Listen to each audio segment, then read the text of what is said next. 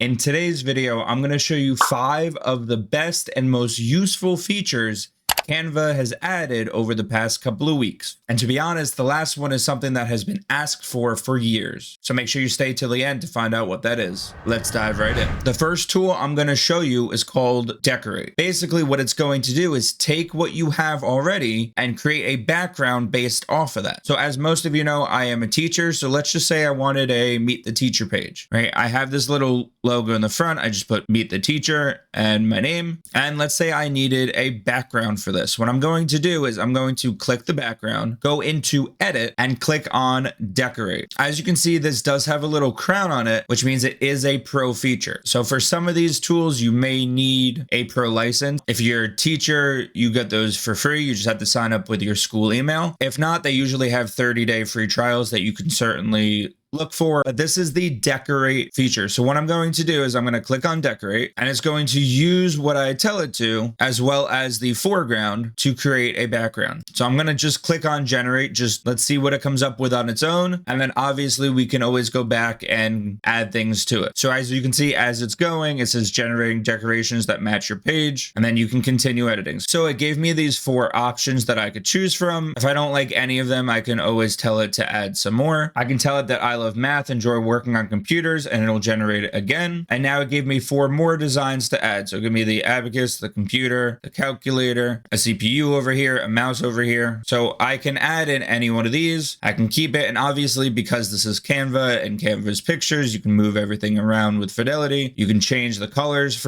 with some of these, right? It all integrates very well. I do wish it added a background for me, right? This is still a white background, so I would still have to go into elements. I would have to click on classroom or something along those lines, and then set images background. So it won't do everything for you as of right now. And as you can see, this background is like way too bright, so it doesn't quite match it. So I'd have to maybe add transparency or do other things to it. So it's not an all-in-one yet. I'm sure we'll get there. In terms of matching the feel of being a teacher and a Meet the Teacher page, this is a pretty good start. So keeping with the school theme, I'm going to show you next how to use the copy style tool. And what that means is to take the style of these colored pencils, click on copy style, and then click on copy art style, and then apply it to another picture. You're going to wait a few seconds and see that it's working in the background. You'll see a progress bar right over here, and it turned the school in the same style as the colored pencils. Now, what if I wanted to copy the art style of this apple and apply it to Rumi over here, right? We have this 3D animated Rumi from the actual movie, and I wanted it in the same style as this 2D apple. It's going to completely change the style, the shape. This tool does mainly just work for graphics, but you can apply it to most other pictures, right? This picture was from somewhere else. I downloaded it and put it into here, but this copy style tool will sometimes only come up if you have a graphic from Canva itself. If I added a page and then I click on the Rumi picture, I don't have that option to copy the style because it didn't come from Canva itself. So that is the one caveat with this tool. However, if you do have a picture from Canva, it can change other photos from outside of Canva. The third thing I'm going to show you is the Elements Effects tool. So with this, you'll take a circle or a square, any kind of shape. And what they did is now you can click on it and add the effects tool. So you can add a drop shadow, you can add a glow effect, you can add a radioactive effect, you can add a digital effect to it. And with a lot of these effects, you can also change the direction of it. You can change the offset so it looks like it's doubling. And then with the basic effects, if you click on like glow, for example, you can actually change the color of, and now you can add your own glow color. If you click the drop effect, you can change the direction or the transparency of it and the offset again. And now you can also choose a gradient color. So instead of just what it used to be with just solid colors, you can actually make these gradients all the way around. You can see the glitch color still stays the same, but you can now change the actual circle to a gradient. The fourth tool I'm going to show you is how to add dynamic captions to your video. Now, captions is not a new tool to Canva inherently. However, what they did do is if you go to text and to captions, now they've taken the TikTok and CapCut approach and added dynamic captions. So instead of just having the white text and black background and then you having to manually modify it, and if you wanted to animate it, good luck. Now they kind of did it automatically. So now we have all of these options. We still have the classic look. We have pixel pop, clickbait, momentum. So I'm going to click on momentum. And as you can see, I can stick with the orange and black color colors, but I can also add my own, or I can even add in a gradient, which is kind of cool. I'm actually going to pick a solid color, but I'm going to pick a more reddish color, just like the red and black look a bit better. And then I'm going to click on my video. In this case, I only have the one video over here. I'm going to generate captions, and within seconds, this is what it came up with.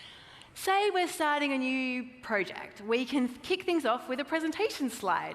Then on the next page, you can add a doc to write a brief so your team can have all of the deep context you need. If you don't like the way the captions look, obviously you can delete them and redo them. If punctuation is off, or if it doesn't capitalize something, or if it got a name wrong, because it's still AI, it does make mistakes. You can always go back and edit whatever you need to, and the captions will update automatically. So it is very dynamic. Instead of just having very plain captions and you having to edit each and every one, this just is a very effective preset that saves so much time. And now for the final feature, which is honestly a feature that I don't know how they haven't added sooner. It's very simple, and that is the print with a printer. Before this, for some reason, Canva would only let you print through Canva services and wouldn't let you actually print through Canva. You'd have to download it and then print it separately. But now, if you click on share, you can still download it, of course, but instead of downloading it, if you click on the see all button, you should now see an option that says use my printer. And if you click that, it'll get this ready, and then you can actually print this to your own printer. And of course you can,